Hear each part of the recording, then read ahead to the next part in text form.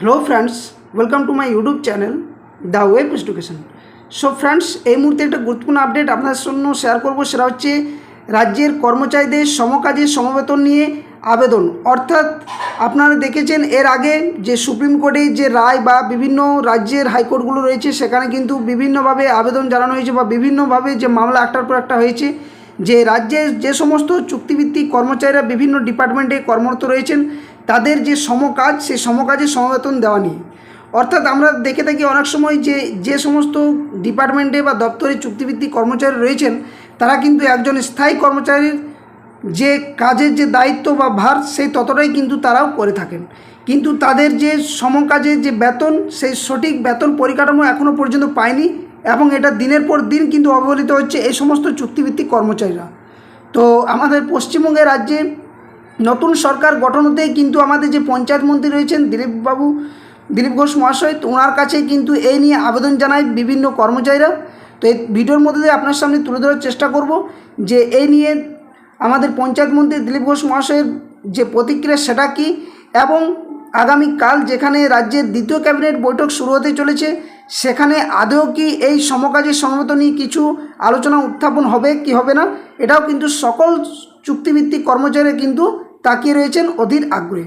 তো চলুন ভিডিওর মধ্যে কি নিউজ আপডেট আসছে এই নিয়ে এবং আগামীতে কি হতে পারে এই সমস্ত চুক্তিভিত্তিক কর্মচারীদের, যেখানে তাদের চাকরির নিশ্চয়তা নেই, যেখানে তাদের কোনো পার্মানেন্ট নেই, যেখানে তাদের কাজের যে চাপ সেটা অতিরিক্ত, কিন্তু যে বেতন পরিকাঠামো সেটা কম। এবং দীর্ঘদিন ধরে আমাদের গত সরকারের সময় বারংবার কিন্তু রাজ্যের চুক্তিভিত্তিক কর্মচারীরা বিভিন্ন ডিপার্টমেন্টে যারা কাজ করে থাকেন, ব্লক থেকে শুরু করে পঞ্চায়েত থেকে শুরু করে বা পুলিশ ডিপার্টমেন্টের সিভিক ভলেন্টিয়ার থেকে শুরু করে সমস্ত চুক্তিভিত্তিক কর্মচারীরা তারা কিন্তু এর আগের সরকারকে আবেদন জানা সত্ত্বেও বা বারংবার কেস হওয়া সত্ত্বেও কোনো সুরাহা পাওয়া যায়নি। তো বর্তমান পরিস্থিতি দাঁড়িয়ে এই রাজ্য সরকার যে হিসেবে বিভিন্ন দিকে যে দাবি দাবাগুলো পূরণ করছে, তার জন্য এই সমস্ত চুক্তিভিত্তিক কর্মচারীরাও কিন্তু তাদের দাবি জানিয়েছেন যে তাদের যেন সমান কাজে অর্থাৎ সমকাজে সম বেতন যাতে দেওয়া হয়। তো নিউজের মধ্যে কী কী আপডেট আসছে একদম ডিটেলসভাবে আলোচনা করব। সকলে ভিডিওটি শেষ পর্যন্ত দেখুন। আর যারা চ্যানেল নতুন ভিউয়ার্স রয়েছেন অবশ্যই বলবো চ্যানেলটি সাবস্ক্রাইব করে পাশে থাকা বেল নোটিফিকেশনটি অন করবেন। তো চলুন বিষয়টি একদম ডিটেলস আলোচনা করা যাক। তো দেখুন, এটা কিন্তু গত দুদিন আগের আপডেট বা নিউজ, হয়তো অনেকেই দেখেছেন কিন্তু বলবেন যে পুরনো তথ্যগুলো দিচ্ছেন কেন, কিন্তু এই মুহূর্তে দেওয়ার একটাই উদ্দেশ্য, কারণ আগামীকাল রাজ্যের ক্যাবিনেট বৈঠক, সেখানে কিন্তু কিছু গুরুত্বপূর্ণ আপডেট আসতে পারে, যেখানে ডিএ অর্থাৎ ডেয়ারনেস অ্যালাউন্স নিয়ে, অর্থাৎ বকেয়া যে ডিএ বাকি রয়েছে রাজ্যের সরকারি কর্মচারীদের, সাথে সাথে সপ্তম পে কমিশন চালু বা আরও অন্যান্য বিভিন্ন প্রকল্প, বিভিন্ন বিষয়ে কিন্তু আলোচনা হতে পারে। তো এরই ভিত্তিতে কাজের সমান বেতনের দাবিতে পঞ্চায়েত মন্ত্রীর দ্বারস্থ ভিলেজ রিসোর্স পার্সনরা, এবং এখানে এই যে শুধুমাত্র ভিলেজ রিসোর্স পার্সনরাই শুধুমাত্র যে দাবি জানিয়েছে এদের ক্ষেত্রেই যে সমকাজে সমবেতন উঠবে সেটা নয়, কারণ এই ভিত্তিতে রাজ্যের সমস্ত কর্মচারীদের যারা চুক্তিভিত্তিক কর্মচারী তাদের কিন্তু সমকাজে সমবেতনের দাবিটা উঠতে পারে। তো এখানে বলা হয়েছে যে ভিলেজ রিসোর্স পার্সনরা সমাধানের আশ্বাস দিয়েছেন দিলীপ মহাশয় বাবু। তো কী বলা হয়েছে না, এখানে প্রথমেই যে বিষয়টি বলা হয়েছে যে 125 দিনের কাজ, অর্থ কমিশন, সমগ্র শিক্ষা মিশন, আবাস যোজনা সহ একাধিক কেন্দ্রীয় প্রকল্পের সোশ্যাল অডিটরের জন্য 2016 সালে নিযুক্ত করা হয়েছিল 25,040 জন ভিলেজ রিসোর্স পার্সনকে, অর্থাৎ ভিআরপি, যাদের শর্ট ফর্ম বলা হচ্ছে ভিআরপি। তো এই ভিআরপিরা কিন্তু যেহেতু পঞ্চায়েতের আন্ডারে বিভিন্নভাবে কাজ করে থাকেন, বিভিন্ন কাজের সাথে যুক্ত থাকেন, তো বর্তমানে যেহেতু আমাদের পঞ্চায়েত মন্ত্রী রয়েছেন মাননীয় দিলীপ ঘোষ বাবু মহাশয়, তো ওনারই কাছে দাবি জানানো হয়েছে। তো এখানে যেটা বলা হচ্ছে যে 125 দিনের কাজ, অর্থ কমিশন, সমগ্র শিক্ষা মিশন, আবাস যোজনা সহ একাধিক কেন্দ্রীয় প্রকল্পের সোশ্যাল অডিটরের জন্য 2016 সালে নিযুক্ত করা হয়েছিল 25,040 জন ভিলেজ রিসোর্স পার্সন অর্থাৎ ভিআরপিদেরকে, কিন্তু সোশ্যাল অডিটরের তুলনায় ডেঙ্গু প্রতিরোধ থেকে শুরু করে দুয়ারে সরকার শিবিরের কাজে বেশি লাগানো হয় এই ভিআরপিদের। নেক্সট তারপরে বলা হচ্ছে না, এই সমস্ত কর্মচারীরা দু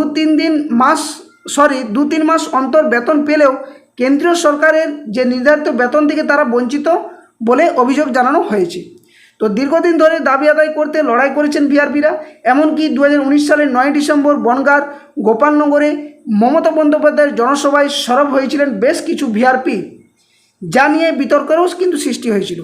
তো সমস্যার কথা জানিয়ে পঞ্চায়েত দপ্তরের স্মারকলিপি দেওয়ার পাশাপাশি ধর্নায়ও কিন্তু বসেছিলেন এই সমস্ত বিআরপি কর্মচারীরা। কিন্তু সেই সময় রাজ্য সরকার কোনোভাবে তাদের বিষয়ে বা এই সমস্ত চুক্তিভিত্তিক কর্মচারীদের বিষয়ে কোনো যে আলোকপাত সেটা কিন্তু করেননি।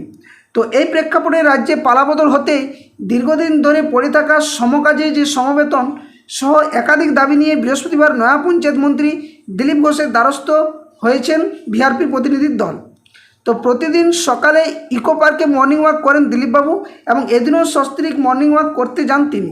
তখনই তার সঙ্গে দেখা করেন রাজ্যের গ্রামীণ সম্পদ কর্মীদের প্রতিনিধি দল। তাদের সমস্যার কথা জানানোর পাশাপাশি দাবি দেওয়া সংক্রান্ত চিঠি তুলে দেন সারা বাংলা গ্রামীণ সম্পদ কর্মী সংগঠনের তুলসী গুহ, শেখ জুলফিকার এবং কৌশিক মণ্ডলেরা। তো জুলফিকার জানিয়েছেন যে সোশ্যাল অডিটরের কাজ করলে তাদের দিনে 630 টাকা পাওয়ার কথা, কিন্তু তারা সেই অর্থ কাজ পান না। আর ডেঙ্গু সংক্রান্ত কাজ করলে যেখানে 386 টাকা পাওয়ার কথা সেখানে তারা হাতে পান মাত্র 200 টাকা। অর্থাৎ এইভাবে কিন্তু রাজ্য সরকার যে সমস্ত চুক্তিভিত্তিক কর্মচারীদের বারংবার কিন্তু যে বেতনের ক্ষেত্রে তাদেরকে বঞ্চিত করা হয়েছে। এছাড়াও জানানো হয়েছে যে তাদের ছুটি বলে কিছু নেই। এই পরিস্থিতিতে মূলত 7 দফা দাবি পেশ করা হয়েছে নতুন মন্ত্রীর কাছে। কারণ আমাদের বর্তমান যেহেতু রাজ্যের পঞ্চায়েত মন্ত্রী রয়েছেন দিলীপ ঘোষবাবু মহাশয়, এবং তার কাছে প্রধানত দাবিটা জানানো হয়েছে এবং সঠিক জায়গাতে আশা করছি জানিয়েছেন তারা। তো সমকাজের সমবেতন নীতি ছাড়াও তাদের প্রধান দাবিগুলো হলো চাকরির স্থায়ীকরণ, একটা নির্দিষ্ট স্থায়ীকরণ, সম্মানজনক এবং সময়মতো বেতন, অর্থাৎ 2-3 মাস অন্তর বা এমনও দেখা গেছে 6 মাস অন্তর বিভিন্ন চুক্তিভিত্তিক কর্মচারী তাদের যে বেতন সেটা কিন্তু পেয়ে থাকেন। তো ভবিষ্যৎ নিরাপত্তার স্বার্থে সামাজিক সুরক্ষা প্রদানের পাশাপাশি মহিলা কর্মীদের জন্য মাতৃত্বকালীন যে ছুটির সেটারও কিন্তু দাবি জানানো হয়েছে। তো এই দাবিগুলো কিন্তু যে ভিআরপি কর্মচারী রয়েছেন তারা কিন্তু দাবিটা তুলেছেন। তো দেখুন, আগামীকাল অর্থাৎ 18ই মে কালকে রাজ্য সরকারের দ্বিতীয় ক্যাবিনেট বৈঠক, এবং এর আগে যখন ক্যাবিনেট বৈঠক বসে 5 জন মন্ত্রী অর্থাৎ স্বয়ং মুখ্যমন্ত্রী নিয়ে 5 জন মন্ত্রী কিন্তু এই ক্যাবিনেট বৈঠক করেন, যেখানে সবথেকে গুরুত্বপূর্ণ বিষয় ছিল যেটা হচ্ছে 5 বছর বয়সের ছাড় সরকারি পরীক্ষাতে বসার জন্য। তো এটা একটা খুবই ভালো উদ্যোগ নিয়েছিল, এবং যেখানে পরবর্তী ক্ষেত্রে বলা হয়েছে যে আগামীকাল রাজ্যের সরকারি কর্মচারীদের যে বকেয়া ডিএ, নতুন পে কমিশন এবং আরও অন্যান্য প্রকল্প বিষয়ক নানান তথ্য কিন্তু উঠে আসতে পারে। তো তারই ভিত্তিতে এই সমস্ত চুক্তিভিত্তিক কর্মচারীরা আমাদের রাজ্যের পঞ্চায়েত মন্ত্রী দিলীপ ঘোষবাবু মহাশয়ের কাছে বৃহস্পতিবার যে দাবি দাবাগুলো তুলে ধরেছেন তার ভিত্তিতে যদি আগামীকাল এই সমস্ত চুক্তিভিত্তিক কর্মচারীদের কিছু তথ্য উঠে আসে তাহলে খুবই ভালো বিষয়। এবং যারা আমার চ্যানেলে প্রায় ভিউয়ার্স রয়েছেন তারা জানেন যে বিভিন্ন চুক্তিভিত্তিক কর্মচারীদের যে আপডেট দিয়ে থাকি তার মধ্যে আজকেই একটা আপডেট দিয়েছিলাম, যেখানে আইসিডিএস থেকে শুরু করে বিভিন্ন ওয়াটার ডিপার্টমেন্টের যে অস্থায়ী গ্রুপ ডি কর্মচারী রয়েছেন তাদের যে পরিসংখ্যান সেটারও কিন্তু তথ্য জানতে চাওয়া হয়েছে ঊর্ধ্বতন কর্তৃপক্ষদের কাছ থেকে।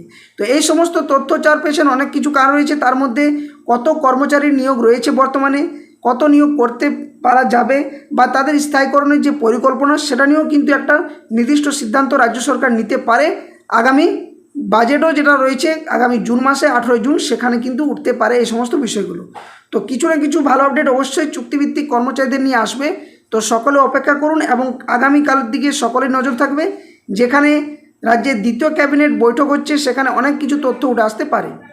তো এই ধরনের আপডেট পেতে আপনারা অবশ্যই বলবো যে চ্যানেলটি সাবস্ক্রাইব করে পাশে থাকা বেল নোটিফিকেশন করবেন, যাতে করে সঠিক সময়ে সঠিক আপডেট তথ্যগুলো আপনার সামনে দিতে পারি। আর হয়তো অনেকেই বলবেন যে এই নিউজটা পুরনো, কিন্তু একটা বিষয় বলে রাখি যে নিউজের তথ্য শুধু আপনাদের কাছে তুলে ধরলাম, যেখানে ভবিষ্যতে বা আগামী দিনে কি হতে পারে এবং আপনাদের যে দাবি দাবাগুলো অবশ্যই আপনারা তুলে ধরার চেষ্টা করুন।